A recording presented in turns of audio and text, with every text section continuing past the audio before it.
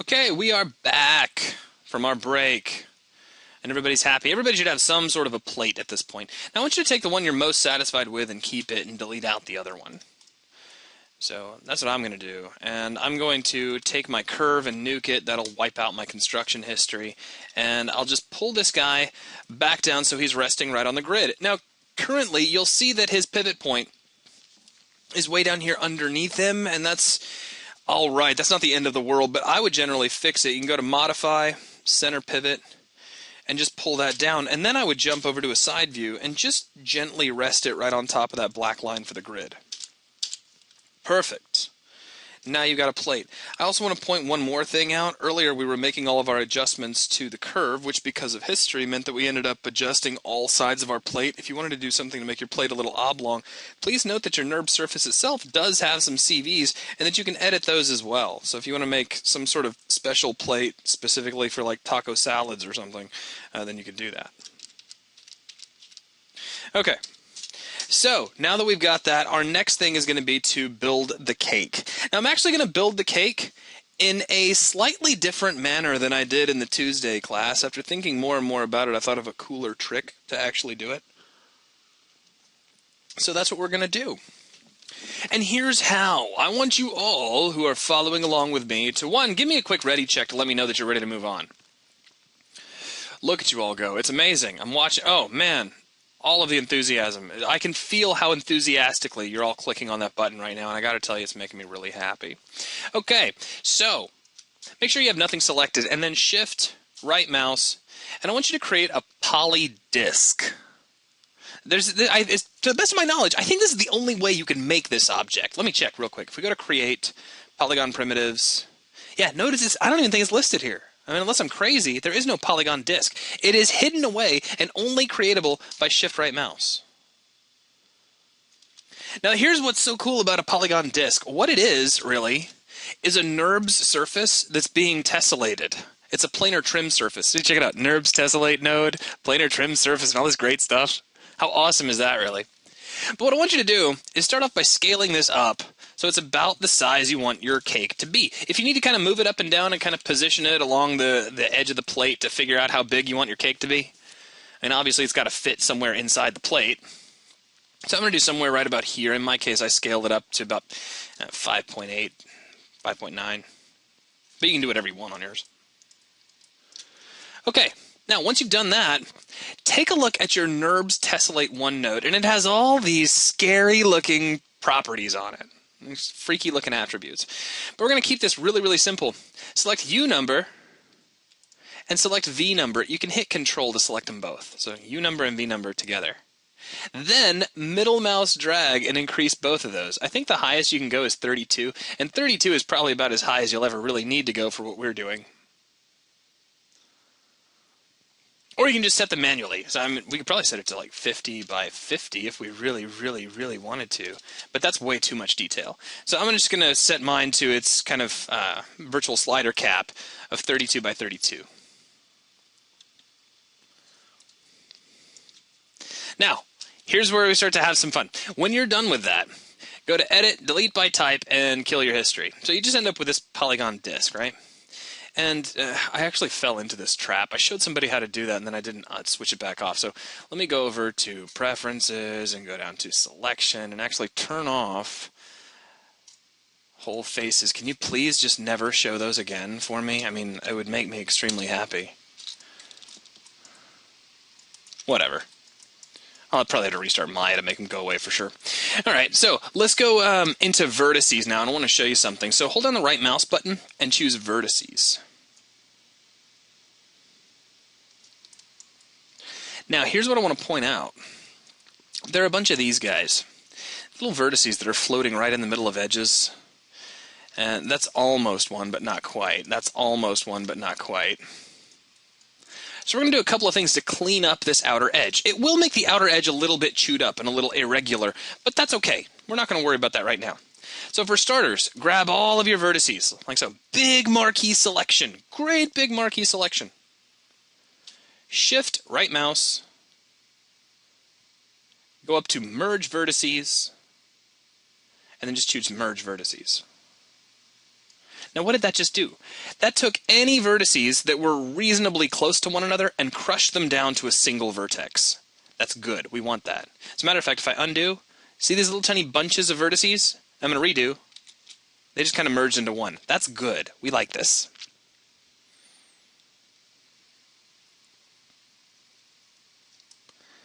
Now the last thing we're going to do is deal with little guys like, you see this little floating vertex right here? He does no good. He shouldn't even be there. We're just going to tap the backspace key. Now what backspace does is it deletes out any vertex that is not essential to keeping the shape. Now, how do you define a vertex that is essential? Basically, if it has more than 2 edges plugged into it, then it's considered essential. So those little guys who are floating dead center of an edge for no reason whatsoever, they go away when you hit backspace. So to do the whole thing over again, for those of you who need that, watch carefully. Shift right mouse and create a poly disk. Pull it up here into the air. We're going to scale it out. I'll go ahead and just scale manually to about 5.85, and that'll be about the size of my cake. We'll grab our NURBS tessellate node, set U number and V number to 32, and delete history. It's really fast once you know what you're doing. Next, we're going to switch over to vertices. Grab all of the vertices, shift right mouse, and just merge vertices. Now, you find merge vertices under merge vertices, and then you got to go up and to the right slightly. So it's kind of like you're digging down into the marking menu. So merge vertices again.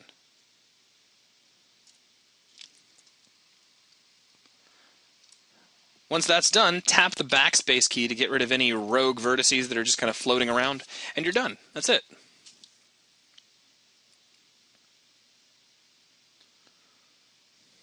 And you can find that, I think I already answered the question by going through everything again, but anyway, that disk is under shift right mouse when you have nothing selected. Because again, that marking menu is context sensitive. So if you have nothing selected, it assumes you want to make something that you can then select, you know? Now if you still have questions over how to go back over and do that, ask them now.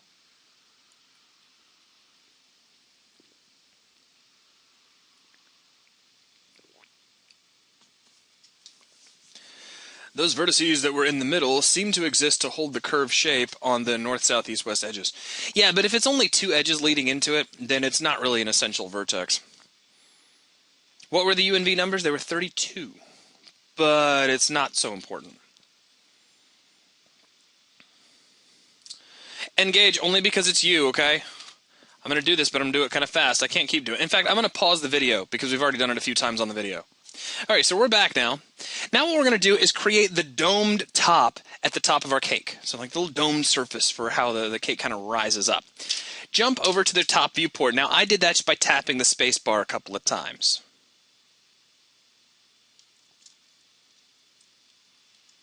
Next, you'll notice if you switch over to faces that there's a face, if you use the same numbers that I did, you probably have a face dead center. If you use slightly different numbers, you may have a vertex that's dead center. Whatever it is, make sure that you select whatever it is at the dead center. Now, Marilyn asks, where is the NURBS tessellate tool? We didn't use a NURBS tessellate tool, so let me be very, very clear for, I think, the 4th or 5th time. I'm going to pause the video real quick and run back over this. Again, we've seen this. If you're watching the video at home, you can always rewind to see this. Okay, now that you have that face selected in the center of your shape, what we're going to do is select all of the faces around it using soft selection. So hold down the B key and middle mouse drag and push that radius all the way out so that that outermost ring just turns black. Somewhere about like this.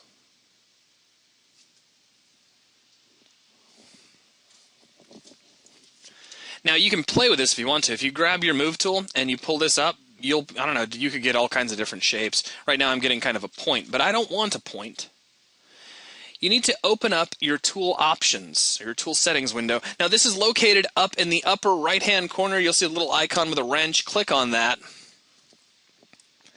And if you scroll down, you'll see the soft selection setting, which if you see all this gradation stuff, gradation, that's nice, with yellow radiating out to red and then to black, then that means soft select is on, which is good. However, we want to change the profile of this curve so it looks more like a rising cake. And here's how we're going to do it. Grab this first point. Now, you probably have something that looks like this if you're using the default settings. So you'll get kind of like an S curve that'll give you a shape kind of like this. And I've seen some cakes rise like that, but ours isn't going to. So grab the first point and take its interpolation mode and set it to spline. Grab the point at the end, so you're just clicking on the little tiny circle here inside your graph. And I'll try to give you a little more room so you can see that a little better. And set that to spline as well. So just make sure both of these points are set to spline. And that's using the drop-down box directly underneath that graph. Next, just click and add some more points and draw a nice rounded shape. And you can grab and drag each point to perfect it a little bit. It doesn't have to be super perfect, by the way, so don't spend too much time tweaking it. You're just getting something kind of generally where you want it to be for a rounded surface. If you want to test it at any point, just use your move tool and pull up a little bit, and you should get something kind of like this, like it's rising up, like a great big hamburger bun or something.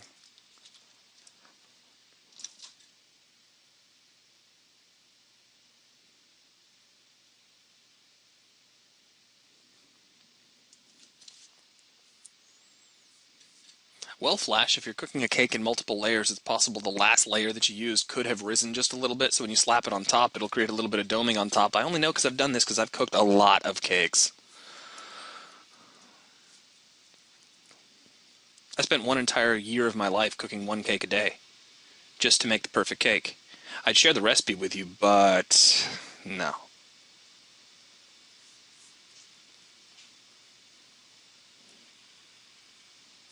No, I'm not a baker. In fact, only part of what I told you just a second ago is actually true. Okay, once you have your little rised section up like so, the next thing you're going to do is deselect everything before you break it. So that's important. Get out of your tool options. You don't need them anymore. Now, here's the fun part. Switch over to edges. So right mouse, switch to edge, and just double click this outer ring. If you get this soft selection stuff, tap B to turn that off. You just want to make sure you have just the outermost ring of your little hoop selected. If you can't select it all, you may need to go in and get a little clever. Now, I'm assuming that you'll all be able to just double click and select this entire edge. It's possible that one or two of you may experience a problem trying to do this, and if you do, here's a workaround. Go into the side view, make a really thin marquee selection that goes right across those edges, then hold down Control and go back the other way, but don't ever completely touch the edge. See what that does? No, it isn't exactly flat anymore, and it doesn't need to be. So once again, if you're having a hard time just double-clicking on the edge and getting that entire edge loop around the outside, simply make a marquee selection box that crosses right over those edges, and then hold down Control and make another marquee selection box that cancels out from above. Once you have that edge, shift right mouse and pull straight down to grab Extrude Edge. Now here's the deal. If you just do an extrusion and try to move this on your own, you could get all kinds of weirdness, depending on which direction you pull in. So what I want you to do is as soon as you hit extrude, you'll see this little tiny blue circle floating up above the extrude tool. Click on that, and that's going to switch you over to world coordinates, not local coordinates. Then just pull straight down, right on into your plate. You can even pass a little bit into your plate, and that'll be just fine.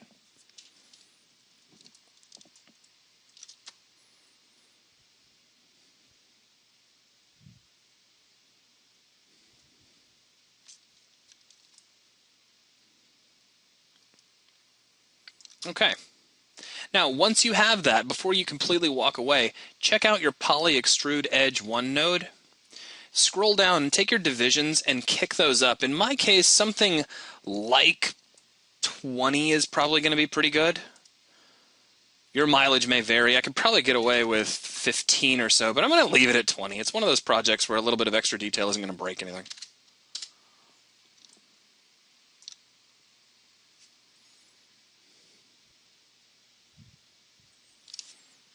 And I'll press F8, and get back into object mode and deselect.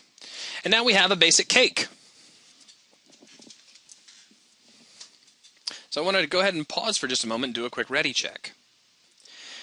Stuart asked if you could change the fall-off curve for soft selection after you make the cake. It won't do you any good. If you wanted to do that, you'd need to be using the soft modification tool, because soft mod actually creates a small object in that location associated with the surrounding vertices, which means you can go back in and change those. However, the soft selection that's built into the move tool doesn't allow historical changes like that. However, if your cake is a little bit off, just here and there, don't stress about it at all, because we're going to do some sculpture on it right about now. So I'm going to assume everybody's pretty much ready to go at this point. What I want you to do is delete history on your cake one more time. You don't want any nodes left on this for what we're about to do. Then hold down the right mouse button, go down to Paint, and choose Sculpt. I'm going to say that again. Hold down the right mouse button, go down to Paint, and choose Sculpt. This is going to bring up Maya Artisan. Maya Artisan is a sculpting system that allows us to push and pull and smooth out our surface and do all kinds of cool sculpture-like operations on it. It is pressure sensitive and does respond very well if you have something like a tablet that you like to use with it. It existed long before ZBrush, and though it's not quite as robust as ZBrush, it does come in really handy when you want to perform localized smoothing or localized sculpting over a certain selection of polygons. Now, for those of you who have actually done a little bit of polygon modeling in the past, you might have been wondering why on earth we allowed ourselves to make a cake with so many vertices, and you're about to understand why. Doing so allows us the ability to sculpt all kinds of things into our cake. Now, we are not going to be sculpting the icing, so to speak. Most of the result of the icing that you saw earlier on in this video is because we used a bump map.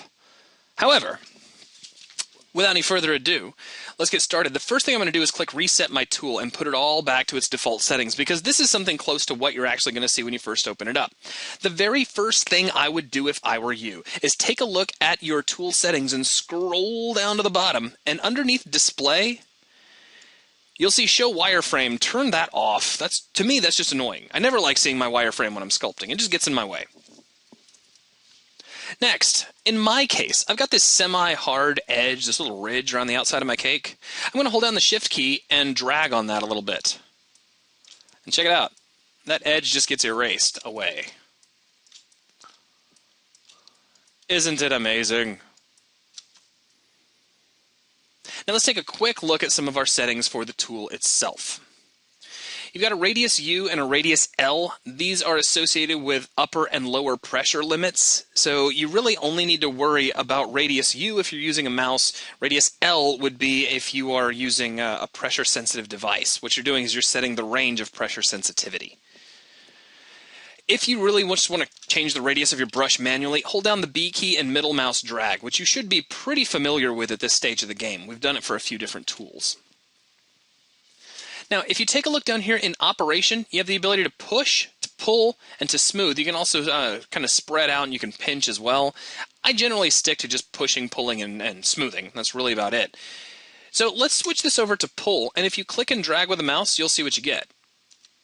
I'll tap undo real quick. Wow. Now that's a lot of pulling. That's a little bit over the top. So what we're going to do is pull down our max displacement. That controls how far the surface is allowed to move as we click and drag. So just by pulling that down, you'll see things aren't going anywhere near as far. You can also use the opacity setting up at the top as kind of a multiplier of that value. So right now I've set my max displacement to about 0.17, but it's all kind of arbitrary. I can pull opacity down as well, and now I'm just barely pulling out, just a little bit. Now some quick hotkeys that you should probably know. First off, I'm currently set to pull, so I'm just clicking and dragging. You see it's pulling out of the surface. If I hold down Control, I'm pushing instead. So basically Control will do the opposite, which means that if I switch this to push, holding Control will in fact pull. So I generally will leave it at pull. So whenever I drag, I'm pulling out. If I hold down Control and drag, I'm pushing in. If you hold down Shift, you're smoothing. So I can pull something out real quick, hold down Shift, and I can smooth it back down. So at this point, if you have any weirdness in your shape, just take a minute and hold down Shift and drag over it and smooth it down a little bit. Then what I want you to do is make your brush kind of small. It's going to be a little different on your end. And just make some ridges along the outside of your cake. There's no super right or wrong to this. If your hand is a little unsteady, don't worry. It'll just make your cake look a little more natural.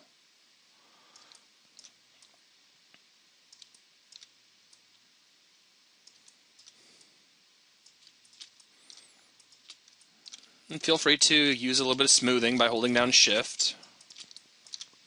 Now you'll see that on my end, I generally go for more subtlety than anything else, so I won't worry too much about having really, really pronounced ridges. Just something.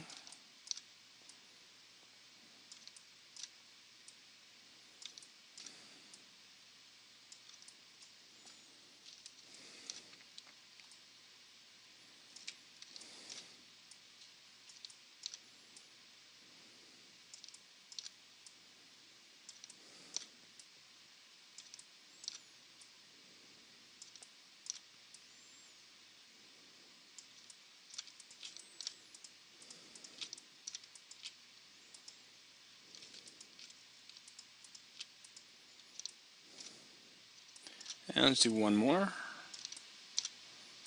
And it actually starts to kind of look like a stack of pancakes, I've found.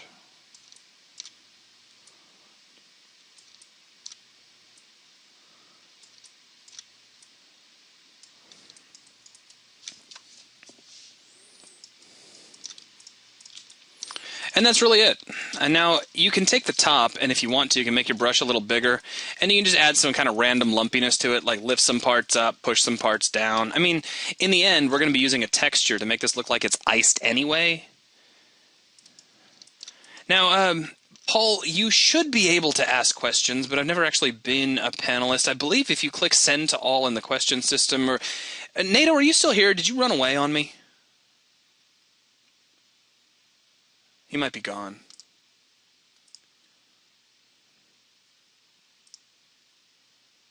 Oh, you're here. Okay. Did you ever see how to ask questions? Yes, I can see that, Paul. That's exactly what I want you to do. Never mind, Nato, you're good. So what did you just do to get that question to appear? Tell me. Tell me. Oh, you had to select. Oh, send questions to staff. Yes, thank you. So anyway, you can add some random lumps and bumps to the top of your cake to show maybe accumulation of icing when we get to that point next week. But that's really it. So there you go. You now have a cake. So I'm going to pause real quick and do another ready check, and I want people to let me know when they get done. You can make the brush smaller by holding the B key and middle mouse dragging. That'll make it larger or smaller depending on which direction you drag. Continue. Okay, everybody's got a cake at this point. The next thing we are going to do is create the icing for our cake. Now, there's a couple of different things about this, and it's possible that... Actually, I'm sorry, this is not icing. We're going to create a little puddle of whipped cream on top. That's more accurate to what we're going to be doing. But I did notice in the last class that there are a couple of bugs occasionally with how this actually works. So I'm going to show a couple of different ways to do it in case anybody experiences the bug, but one way or another, you should all be able to get through this. So, the way we are going to create our cake, our whipped cream, is using Paint Effects. Paint Effects is this really cool tool inside of Maya that allows you to add things like grass, flowers, trees, all kinds of random stuff. But actually, let's just take a look at it, and then we can explore it that way. I want you to select your cake. So make sure you're in object mode. Make sure you're out of the sculpt tool, so hit Q if you need to. Select your cake. Press F6 to go to the rendering menu set, or just grab rendering from the drop down, and you'll see the Paint Effects menu. The first thing I want you to do is click the Make Paintable option. It just tells Maya that you're about to be painting right on this cake surface. So that's what we want. Next, I want you to go to Get Brush. So go back under Paint Effects and choose Get Brush. And here are all of the different brushes you have, and there's a ton of them. And some of them are just really outlandish. Like if you go under, flesh, there's like for an incision, there's fingers, there's random fun stuff. Here's intestinal flow, and yes, that will pulsate. And it has veins and stuff, so that's amazing. I think buried somewhere in here, maybe, is it under food? Yeah, there's a meat mesh, and it actually does just look like a tube of steak meat that you can make slither along stuff. I mean, it's really, really fun and kind of gross if you want to do some really twisted things. But what I want you to do is go under oils and just grab putty paint. And the reason we're grabbing this is mostly because of the shape of the brush, because it's very, very simple. We're not even going to use the shader in the end. This is just a means to an end. If you want to play with the various settings in Paint Effects, by all means do that. You can make your cake look like it's got a mohawk if you want to. But we're going to grab putty paint, and with that selected, just click and drag on the surface of your cake. Now, I am experiencing the bug I was mentioning where my stroke flies over to one little edge of my cake, and I don't know why this is. It's pretty weird, but there's a workaround that we'll be using to solve it. So once again, just to kind of get everybody up to speed on where we are. Now, on your end, you might be able to paint right on your cake and everything will be okay. If you can, cool. If you can't, that's okay. Don't stress right now. So just one more time, select your cake, go to Paint Effects, Make Paintable, back to Paint Effects and choose Get Brush. I want you to jump down under Oils and grab the Putty Paint tool. Then you just close the visor. You're done with it. And again, some of you may experience this little funny bug where when you draw on the surface of your cake and let go, it flies down to some random corner, which it should not be doing. I just thought I'd point that out. That is bad. However, here's how we're going to fix it. For those of you experiencing this problem, here's what we're going to do. Create a plane. So up under Polygons, just click on the Plane button, and let's just say that you just made your table. I mean, it's real easy to do. You just drag out a plane and you're kind of done, right? And what we're going to do essentially is we're going to put some whipped cream on the table right next to our cake, and then we'll transfer it. So with your plane selected that you just made, go back to Paint Effects and choose Make Paintable. And you should still have the same brush. So just, you can do it again. You can click on Get Brush and you can go under Oils and grab Putty Paint, or you could just go back and choose the Paint Effects tool, whatever suits you. And now, see, everything seems to work when you're just painting on this. So I'm going to undo that, and I'm going to open up my tool settings. You want to make sure Draw as Mesh is on.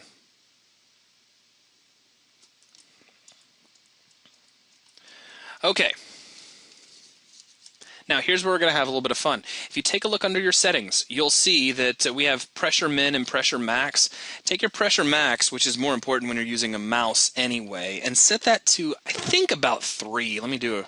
3 is maybe a little too small. Let me try 5. That's closer to what I'm looking for. Let me see if I can get 6. Can I make 6 work?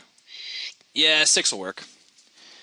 And then all you're going to do is just draw a swirl. Now, me personally, I'm terrible at drawing with my mouse, and you may be too. But I have a tablet, so I'm going to cheat. And here's what I'm going to do. Really lightly, I'm just going to start drawing a swirl. And then I'll start pushing down harder and harder so that my stroke gets bigger. And then I'll wrap this around itself. We coil in tighter and tighter and tighter, and then I'll start letting off of the stroke very, very gently until we get to there. And there you go. So basically, you just need to make a coil. Now, if you don't have a tablet and you can't make your stroke that pretty, don't stress. It'll be fine. Really, all you need is some sort of a pile of whipped cream. And as you've probably all seen, a pile of whipped cream can look really different depending on whether you have a spoon or one of the little spray cans or something. So it's nothing really to stress about. But I do want to get a quick ready check from everybody to make sure that they have whipped cream. Now, yours may be on your cake. Hey, just answer me in BuzzNet. Who was able to paint on their cake okay? Is anybody? Can you just tell me in BuzzNet if it was working for you? I'm looking for yeses, not nos, actually.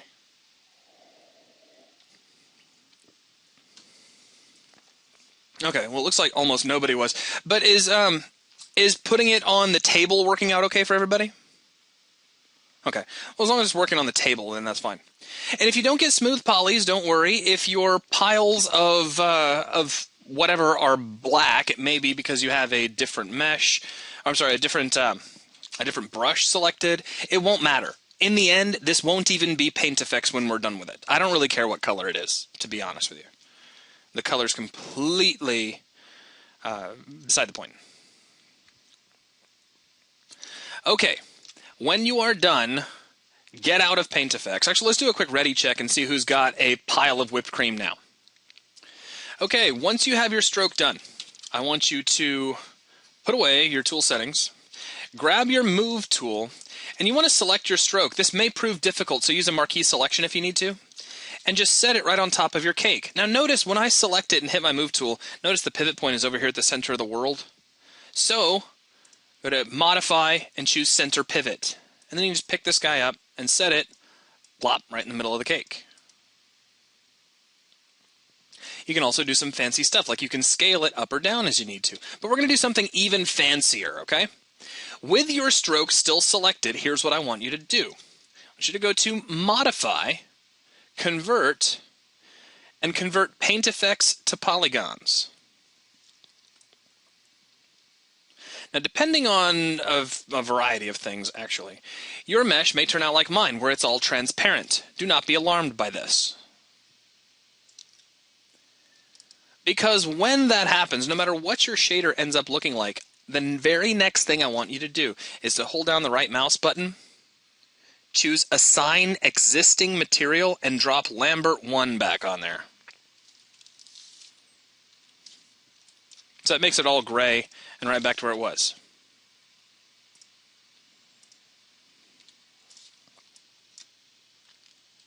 So if you select it and press 3 to see what the smooth version looks like,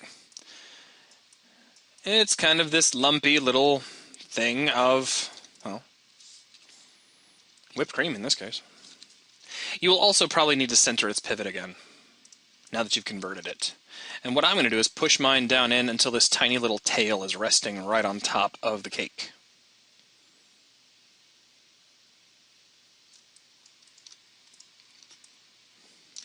Alright, we're not done with this being awesome yet. Mine is triangulated. If it's triangulated for some reason, well, let's explore that real quick. Let me undo and go all the way back to where I converted.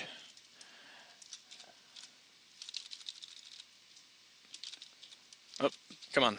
And there you go.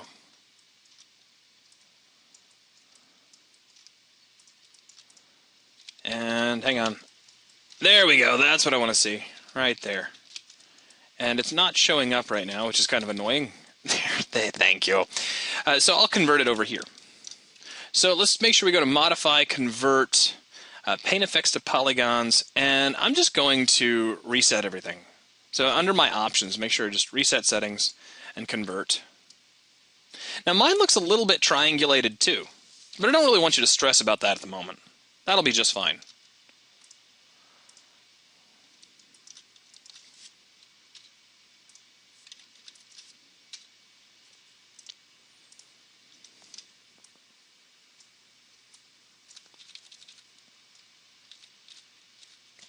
So one more time, with the Paint Effects stroke selected, just go to Modify, Convert, and choose Paint Effects to Polygons. Then we're just going to put it right on top of the cake. And go to Modify and center its pivot. It doesn't want to center its pivot. Let me see if I can just force it. Hold down D. Oh, that's kind of kooky. It doesn't want me to move its pivot point. Oh well, that could be Maya about to get a little dumb on me. So I'm going to hit Control-S real quick as a just-in-case measure, and I'm going to restart Maya right now real fast. I did try to unselect and reselect.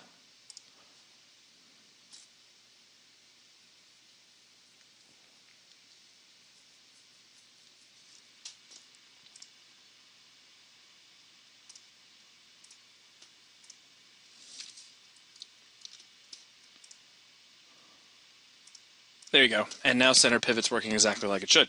Okay, so sometimes I just will restart Maya for luck. The tail outside edge of my frosting is an open tube. How do I use the soft selection restricted to surface to scale it down, move it downward, etc. to hide this? I'm about to show you, Ty. Quit trying to take the wind out of my sails here. Good Lord. Okay. once you have your pile of stuff in the middle of your cake, again, hold down your right mouse button and assign Lambert 1 to it. So that's assign existing material, Lambert 1. Make sure it's all gray. You can also tap the 3 key and see what it looks like all smoothed out. If yours is all triangulated and scary looking, don't be alarmed by that. For our purposes, that'll actually work just fine.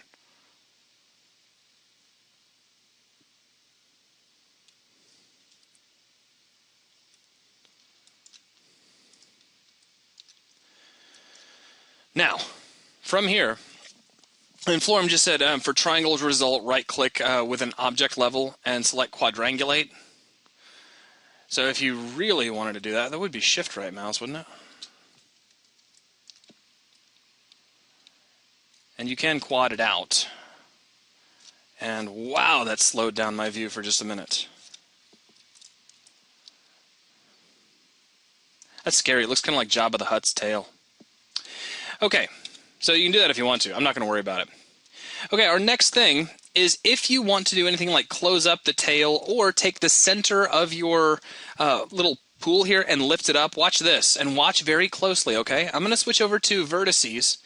I'm going to grab one vertex right here at the very end of my little coil, right on the inside. Then I'm going to open up my tool settings. Remember soft selection? Let's go ahead and turn it on. Set your fall off mode to surface and not volume. So by default, it'll look something like this. Make sure you set it to surface. Then just increase your radius all the way out to the end and watch what happens when you move up.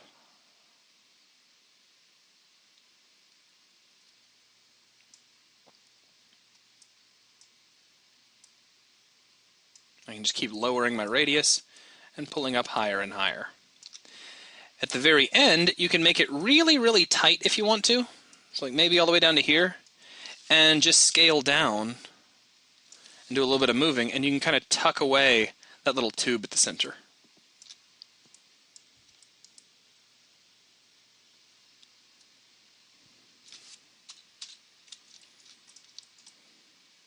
And there you go. You have a pile of whipped cream.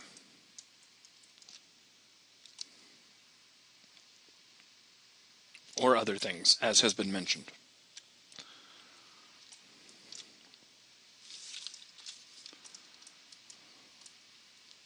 All right, so a quick ready check to see who's got this. All right, we're back, and our next step is going to be to create our cherry character. Now, this is really easily done. We're going to basically build this the same way we made the plate earlier. And here's how. So, what I want you to do is pop over to a side view, and I'm going to just show the top of my whipped cream. It'll give me an idea about how big I can make my cherry. Let's go to Create, grab the CV Curve tool, and once again, I'm going to hold down X for my first point to put it right there on the center of the grid. Now, watch me drag this out. The second point that I make, in fact, I'm going to hit backspace, which, by the way, that's how you can create. You can lose a point that you just made if you need to. Alexander, I'll show you how to close the end just in a moment. So you can hold down the Shift key and create one more point directly across from the first. Again, that keeps things nice and flat, which isn't that critical here, but it makes me feel better. Now I'm just going to use these and carefully drag out the shape of a cherry. Maybe here, and then hold down X and Shift together and create that last point. There you go. There's my shape for a cherry. It does kind of look like an apple, but it'll look more like an apple if you were to take this point and bring, well, if I turn off soft selection, and bring it up just a little bit and tighten this up, that would be a little bit more apple-like. You just want to make sure the bottom is pretty flat, and you have to make sure those two bottom-most vertices are directly across from one another, and that will give you something that is nicely flat. Now I can reshape this, and I can make the top of it pinch in just a little bit more. I can round it out just a little bit, maybe something about like so. I don't need to be too terribly picky about it, though. Okay, now, while you guys are all drawing out the profile curve for your cherry, real quick, the way we closed up the end of that tube, which you'll notice mine isn't even closed up. I'm just assuming that when we render this out, like from just about any given angle, you won't really be able to tell, especially once you get the final shader on there. And remember, everything in CG is just sleight of hand anyway. So it doesn't have to be mathematically perfect from every single possible given angle you're ever going to see it from. Just food for thought.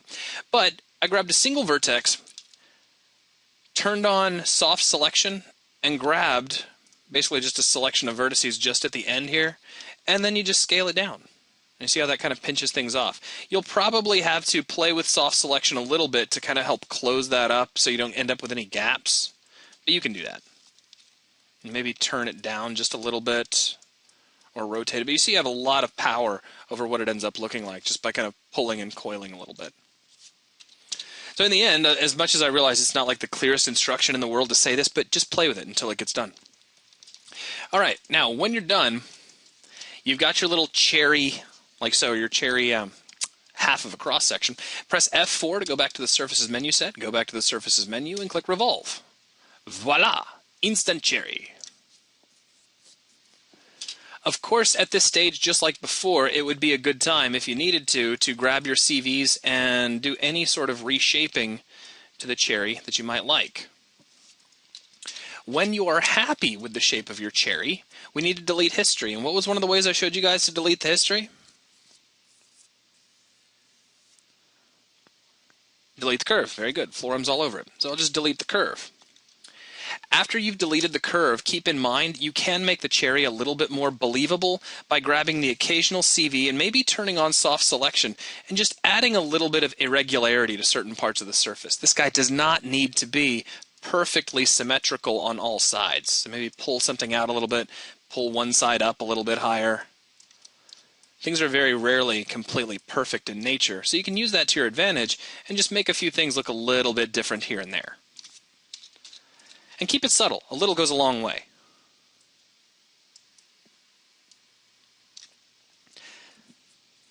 Now that was pretty easy and very much like how we created the plate. So I'm going to go ahead and move on and we're going to create the stem. Now the stem is really, really easy. And here's how we're going to do it. I want you to select your cherry and we're going to go to Modify and choose Make Live. The purpose of Make Live, if you haven't seen it before, is to allow us to create objects directly on the surface of a given object. So with that done, go to your Polygons shelf, or just hold down Shift and right mouse, and create a polycylinder. And I want you to drag it out right at the center of your cherry,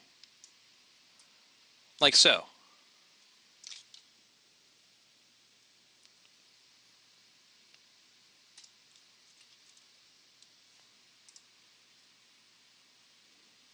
Go my preferences real quick. And I'm going to turn off centers because those are annoying. Thank you.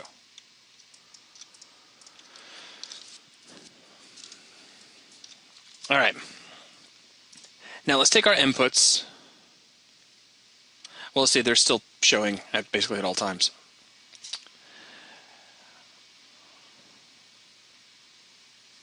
In any event, take all of your take your cylinder, go over to its input node, and then take your subdivisions along the.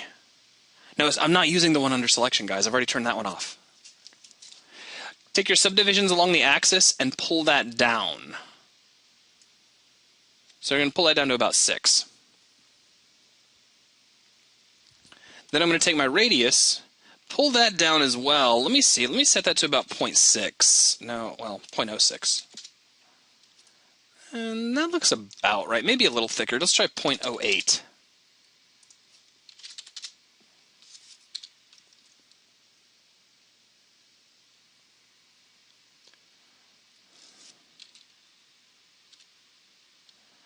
Let me get out of my Paint Effects view because it looks like that's what I jumped into accidentally. There we go. I'm also going to pull my height down and just push this down right into the top of the cherry.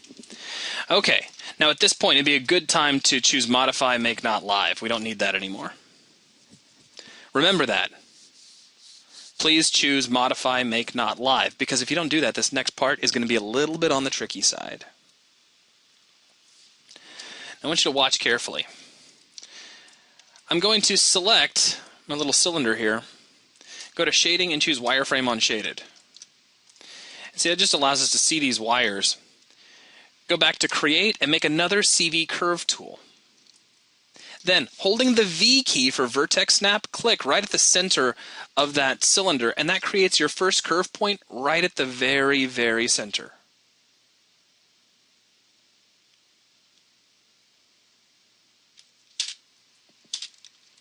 All right. Now, in the side view, watch this.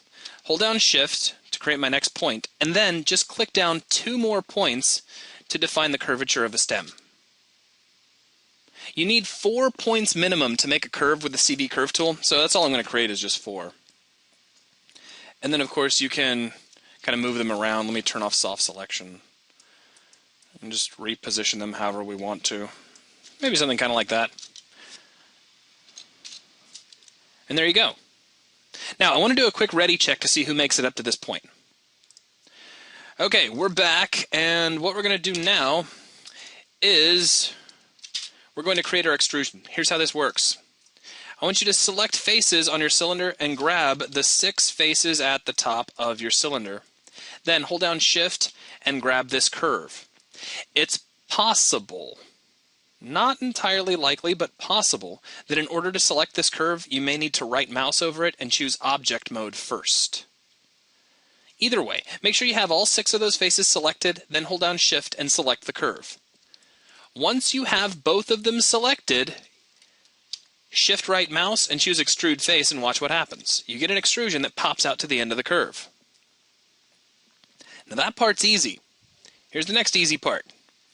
Scroll down under your Poly Extrude Face node and kick your divisions up a little bit, and you'll see that that extrusion is now following the curve.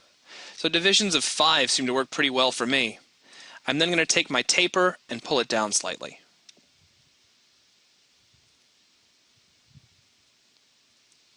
So one more time, because I know there's somebody who's probably scrambling or wasn't paying attention or chose just that time to watch anime for just a minute.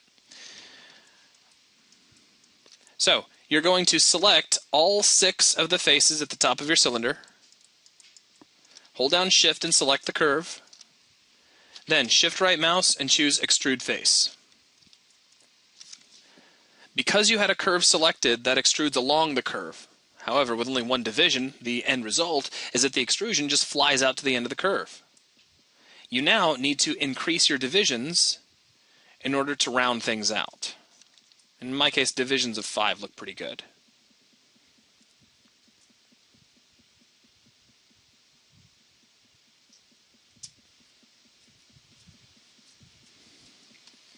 All right, next, take your taper and just pull that down slightly. Take it easy, Surreal. And I've pulled mine down to about 0.3, and that just kind of tapers things off nicely. All right, the last step, you've still got these faces selected, so here's what we're going to do. We're going to do another extrusion, this time without the curve, so make sure if you haven't already. So I don't see that curve selected. We should still be good to go. I'm just going to make sure I reselect those faces at the end. We're going to do another extrusion. This time I'll pull out a little bit and scale up, sort of flaring out, as you see here. I'm going to rotate this kind of arbitrarily, just add sort of an interesting tilt to it, as you see here. Hit G to extrude again, and then just scale this down. And there you go. That's it. We have a stem. If you hit 3, there's what it looks like.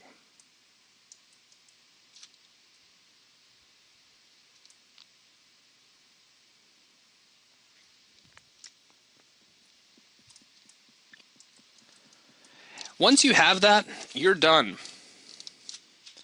So you can actually pat yourself on the back.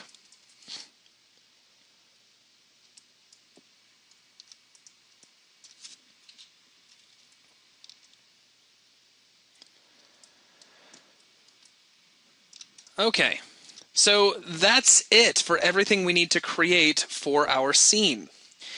Now, I do want to talk very briefly about your homework. I didn't actually get a chance to bring this up in the last class, but there's already a thread about it. Essentially, all you need to do is build what I've asked you to build in this class. So if you've already finished that, you're done. There is a soft requirement for you to create one more thing that could belong on this table. That can be anything you like. You can make a cup, you can make a bowl, you can make a fork, a knife, anything you think you can tackle. I'm not making this a hard requirement, meaning if you absolutely can't be bothered, or if you're scared, or if you don't think you have the chops for it and you don't want to do it, it's fine, don't do it. But if you want to challenge yourself and push yourself a little bit further, it would be nice if you added one more element to the scene. So that's really it in terms of your homework, is follow along with the video, get all of the objects done, and go from there. Now, that said, since we're done and class is wrapped, can you do the knobby bit again? Was trying to keep up and didn't quite catch it. The knobby bit of what, Ty? Can you be a little more specific? When I delete the plane, the whip is also deleted. Well, that's probably because there's some construction history between the two.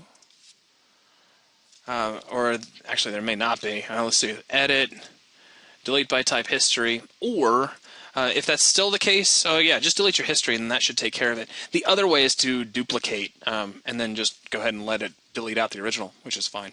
The knobby bit on the cherry stem, that's easy. In fact, let me spam the undo key. So you made it up to this point, right, where you've got the little the extrusion that goes along the spine? Okay, so from here, all we did really was we did one more extrusion that comes straight out, and then we scaled it up so you get a little bit of outward flare. Then click on this outer ring, and that evokes the rotate portion of the extrude tool, and just rotate this guy arbitrarily. It really doesn't matter how he gets rotated. Then we're going to hit G and do one more extrusion. And actually, G key is not set up to that right now, so I need to shift right mouse and extrude. And we'll scale that down a little bit, and really that's about it.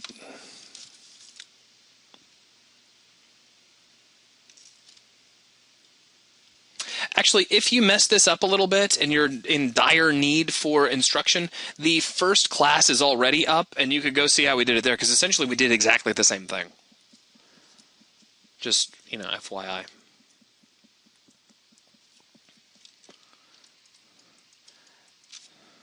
Okay. So there's all of that.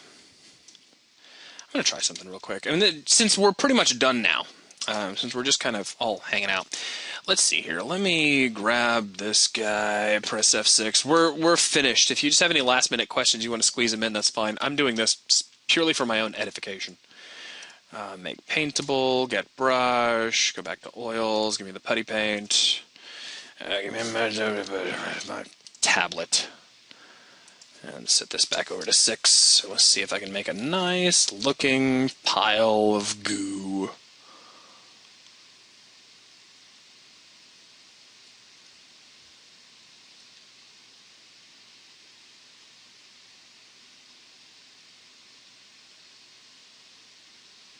I can't talk when I do this.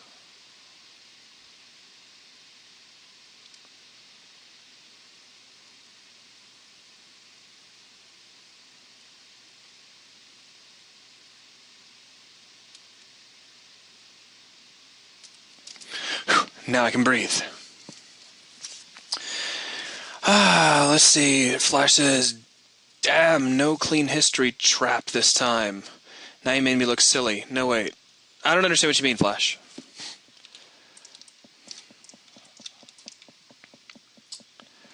Oh, I see what you're saying. No. Oh, you want to show me that? You want me to show you that the history thing? Yeah, I guess that's a good point. If you still have your curve inside your stem, which you probably do, and you just delete that for some reason, watch what happens. You lose your stem. You need to make sure that you delete out the history on your stem before you delete that curve. And once history's gone, then you can nuke the curve and everything's fine.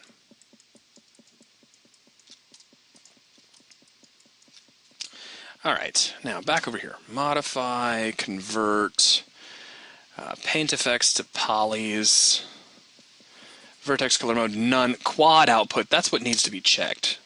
I didn't actually make sure that was checked last time, and so I got this really triangulated wad of stuff.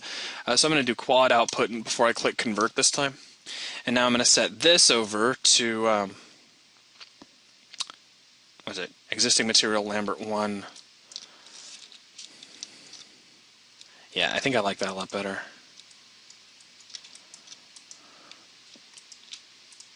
So let's take this guy and nuke him.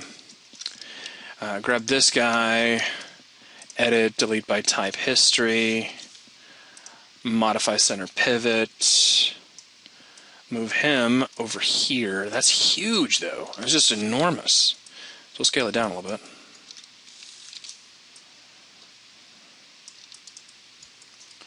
Switch back over to even faces will do. It doesn't really matter. And just expand that out. Actually, let's go way out here.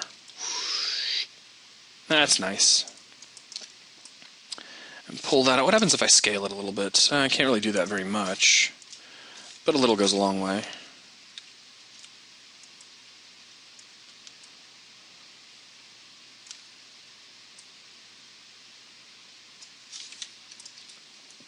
And hit 3, and there you go. That looks kind of nice.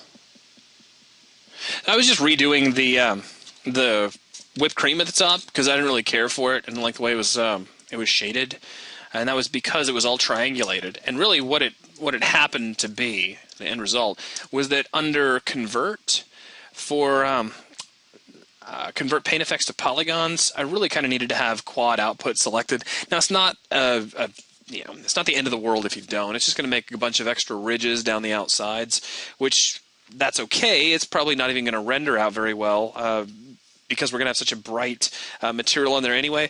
But I don't know. I was just feeling picky about it, so I wanted to fix that. So I did. That's really all there is to it.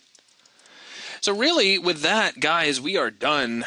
If there are any last-minute questions, then let's see. Did you delect the curve on the stem after deleting the stem's history, or are we going to use that for the stem animation later? No, I did delete the curve. We're going to rig the stem separately. So yeah, you don't have to worry about it right now.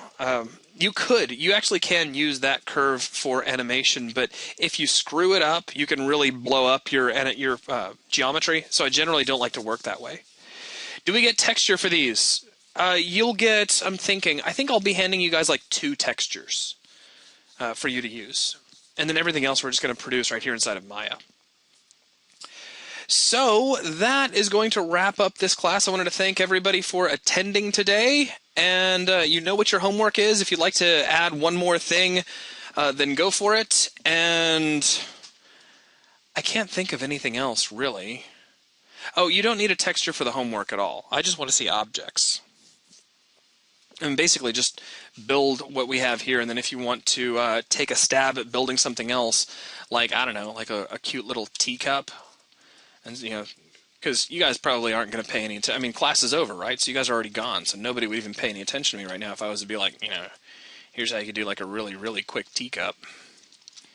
You guys would be like, I don't care about a teacup, I'm already gone. I'm like already watching Dragon Ball Z in the next room, which, I understand that.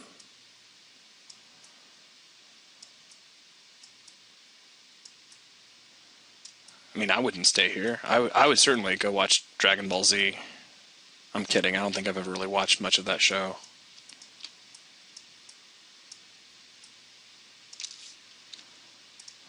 Yeah, it looks pretty good. And then, let's see. We could do what we did before, where we could press F4 and we could revolve that. Oh my god, isn't that crazy when that happens? So I need to fix that, just because I didn't build it right on the central axis. So we can just hit what? Get the move tool, D, C, middle mask drag, boom. Basically, you got to have the pivot point here because that's what it revolves around. How cool is that? So you go to surfaces, revolve that, and suddenly that works. And that's kind of a cool teacup, but it doesn't have a handle, right? And that's always problematic. You kind of want your teacups to have a handle, and I could probably adjust the shape a little bit and make it even cooler. So let's just switch over to control vertices, and I can turn off soft selection. Pull that out a little bit, push this in a little bit. And that's a good start, I think. Okay, I'll say I'm digging that. And then we can go, I got those stupid black spots, and I kind of hate those. But let's ignore them. Heck with black spots right now. I don't care. Let's go to Modify, and let's convert this from NURBS to polygons. So let's see. NURBS to polygons. And what if I don't even change any settings? What do we get? Well, at least we get a NURBS tessellate node. Polygon type could be quads. That's nicer than anything else. Also, let me go ahead and go to show and turn off NURBS surfaces so I can actually see my resultant mesh. That's kind of good. I mean, I don't like all this extra stuff here, but, you know. Format. Let me just take my format. I'm going to set this to general. Polygon type of quads, and let's see, U number. We'll just kick up the U number. 32 that's a start to kick up the V number. Oh, that's starting to look pretty good. What happens if I hit 3? Hey, that's kind of nice. So that's a pretty good start for a teacup. However, if I look in this... Now, let's look in the front view. I guess that'll do. Let me take my V number, maybe pull it down a ways. Yeah, that'll probably be better. Okay, so now with that done, we could just go to Edit and choose Delete by Type History. And then, I don't know, grab this face. Do I like this face? Somebody tell me quick, do I like this face? I guess I do. Let's go back over to the side view. Yeah, sure, I love that face. It's as good as any other face I've seen all day. Let's go to Create and grab the CV Curve tool. And, no, this is recording. This is just kind of for fun. Boom, boom, boom, boom, boom, boom, boom. And I'll leave it to you guys to make a post over in the forums to let everybody know that I did this if they want to watch the last few minutes of this class. Dun, dun, dun, dun, dun, dun. It just turns out we've got a few extra minutes, which I didn't have for the last class. So that happens. It looks like a pretty good handle, I think. It's a start, anyway. So we grab this face, we grab this curve, and do another extrusion. Ugh, looks terrible, doesn't it? Let's kick up its divisions. That's better. And let's hit 1 so it doesn't look so crazy. And then, let's see here. Let's grab faces. Let's grab all... Well, I could do this the easy way or the hard way. Let's do the fun way. So we'll delete those. We'll delete this guy. We'll delete this guy. And then switch over to edges and grab this edge and this edge. And, I don't know. Let's just do a bridge. Stupid bridge settings, divisions of 5. It's ridiculous. Alright, and yeah, maybe I don't like bridge. I have bad luck with bridge. It's a cool idea in principle, but I don't know. It's not me.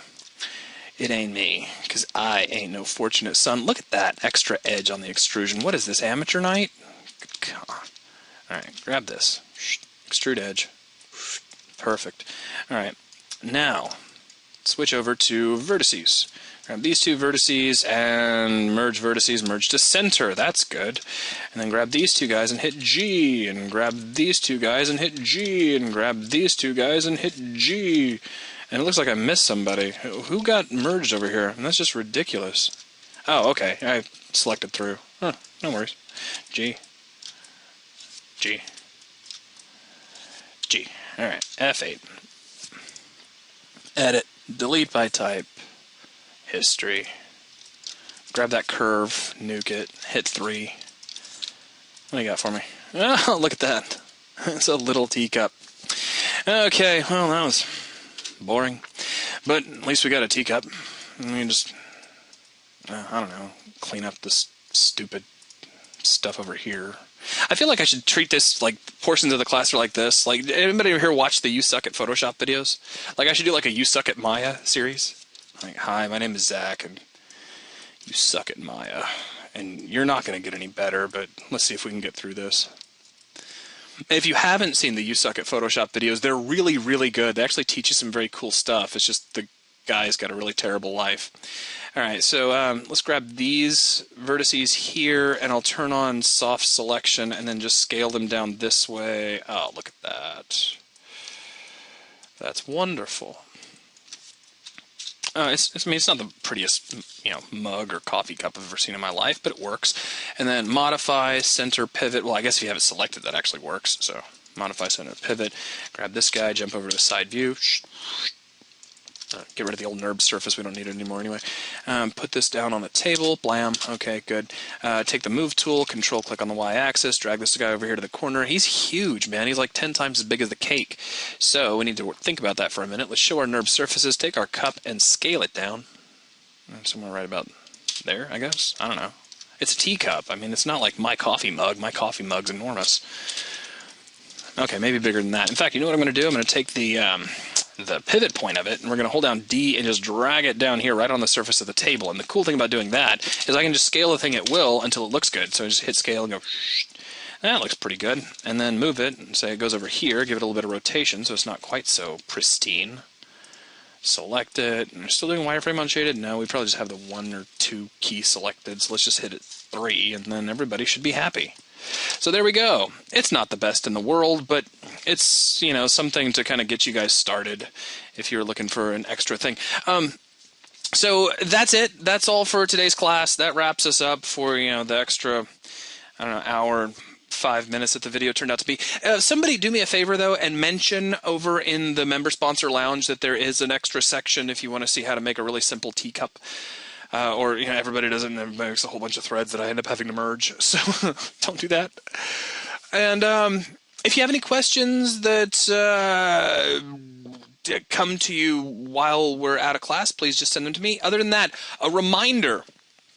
And if somebody wants to make mention of this as well, I'd appreciate it, and that maybe even include you, Chris. We are not having class next week. I'm out of town. I won't actually be here. So we're skipping a week, and then we're coming back and we're picking up with the shading stuff. So you actually have a little bit of extra time to complete your assignments, but there's nothing I could do about it. So but that was in the original announcement for the class. That was in the original schedule. So if you take a look at this, the part where it said, you know, mind the gap and all that kind of stuff. So I will catch you guys all week after next. In the meantime, if you have any questions, if you get stuck on stuff, PM me, and if I can get around to a computer, then I will help you out. The Unity class got pushed back 1 extra week, so it will start next week. That has nothing to do with me, though. That's Jason and Nelson who are handling that. So the fact that I'm out of town has no hitches or no problems with that class actually firing up.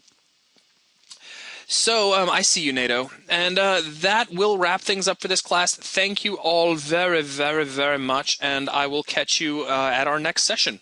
Goodbye, all.